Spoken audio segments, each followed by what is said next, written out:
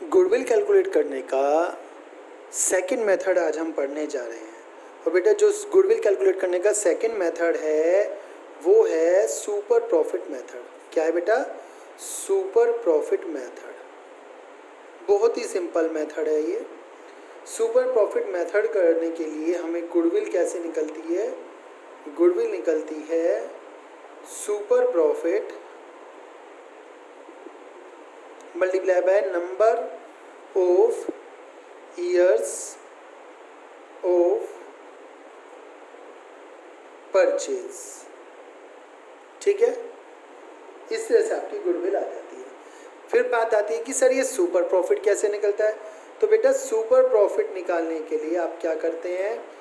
Super profit is equal to actual average profit, जो भी आपका एवरेज प्रॉफिट आता था एवरेज प्रॉफिट मेथड में, माइनस नॉर्मल प्रॉफिट। उसमें से नॉर्मल प्रॉफिट आप माइनस कर देंगे। तो आपको एवरेज प्रॉफिट निकालना था, उसमें से नॉर्मल प्रॉफिट माइनस कर दीजिए, आपका सुपर प्रॉफिट आपको निकल कर आ जाएगा। ठीक है, सुपर प्रॉफिट भी निकल जाएगा। बट सर ये नॉर्मल प्रॉफिट कैसे निकलता है? तो बेटा बिल्कुल सिंपल सा तरीका है। Normal profit is equal to capital employed multiply by NRR upon 100। ये क्या होता है बेटा?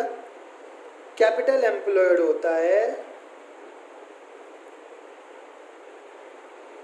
Total assets of a business minus its current liabilities.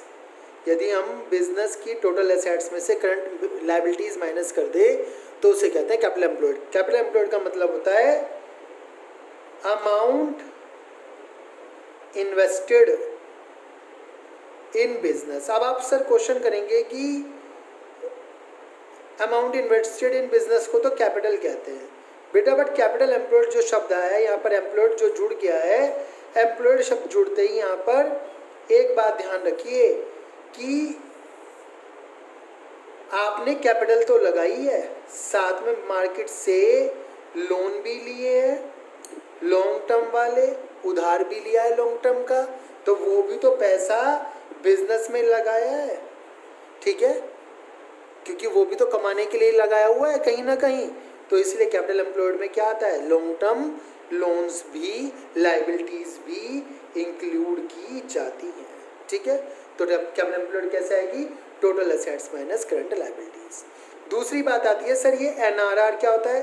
बेटा NRR होता है नॉर्मल रेट ऑफ रिटर्न।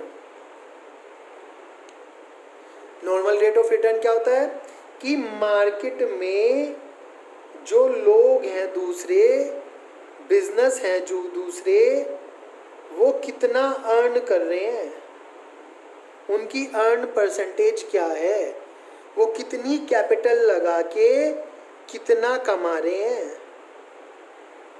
इसी बात को क्या कहा जाता है? Normal rate of return.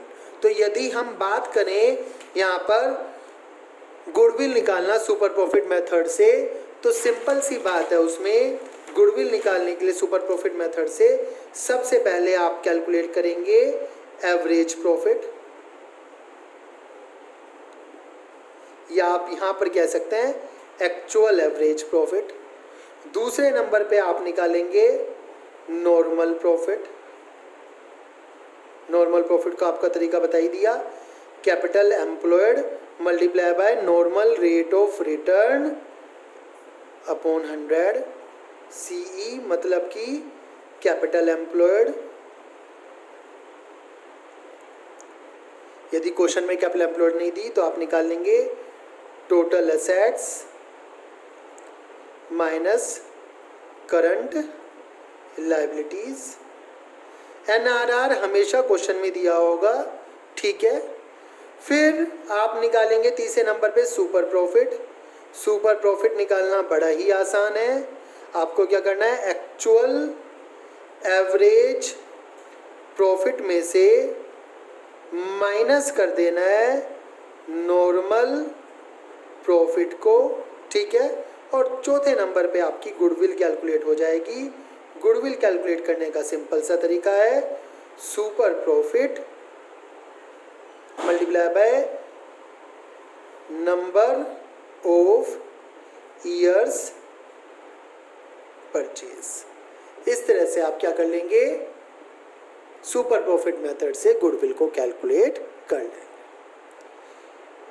कोई भी प्रॉब्लम है, you can ask me. Thank you.